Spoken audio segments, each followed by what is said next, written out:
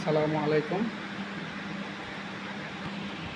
আজকে সকালবেলা যেটা দেখলাম আর কি নিউজে, ইসরায়েলি বাহিনী লেবানন সীমান্তে দেশ স্থল অভিযানের জন্য ঢুকে পড়েছে।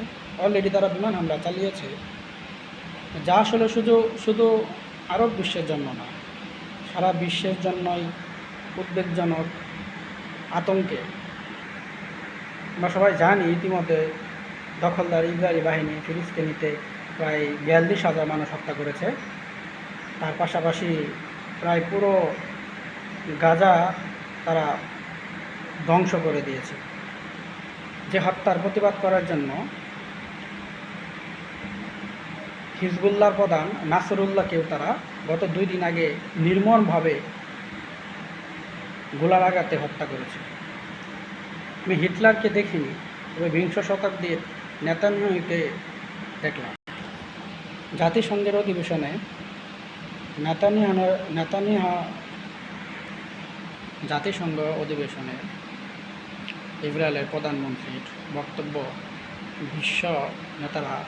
বেশিরভাগ বিশ্ব নেতারাই তার বক্তব্য বয়কট করেছে। একটা মানুষ কী পরিমাণ নির্লজ্জ থাকলে তারপরেও সে তার হত্যার পক্ষে ছাপায় গায়, এটা ওই দিন জাতিসংঘের ভাষণ দেখে বললাম। আজকে দেখলাম, আজকে না শুধু বেশ কিছুদিন ধরে দেখতেছি যে অনেকে বলতেছে যে মুসলিম রাষ্ট্রেরা শুধু হুঙ্কার দিতেই পারে, তাদের আসলেও মাঠে নামার মতো কোনো সাহস নেই। তাদের উদ্দেশ্যে আমি একটা কথাই বলবো, আপনারা ইসলাম সম্পর্কে জানেন না, ইসলামের অতীত সম্পর্কে জানেন না, অতীত ইতিহাস সম্পর্কে আপনাদের কোনো ধারণা নেই। আপনারা যদি বদরের সম্পর্কে জানতেন, বদর যুদ্ধের কথা জানতেন, গুটি কয়েক প্রায় 313 জন সৈন্য নিয়ে তারা হাজার সৈন্যবাহিনীর বিরুদ্ধে কীভাবে লড়াই করেছিল, তাদের ইমানি শক্তি সম্পর্কে আপনাদের কোনো ধারণা থাকতো তাহলে আপনারা হয়তো এই কথা বলবেন না। মানুষ হত্যার পক্ষে নিয়ে কথা বলাটা কখনোই সমীচীন কাজ বলে আমি মনে করি না। আজকের ইসরায়েলের এই স্থল অভিযান নিয়ে আমেরিকা বিবৃতি দিয়েছে। তাদের কর্মকর্তারা তারা ইতিমধ্যে জানিয়েছে যে স্থল অভিযানের আগে ইসরায়েল তাদেরকে এই বিষয়ে অবহিত করেছে এবং এতে তাদের পূর্ণ সমর্থন রয়েছে।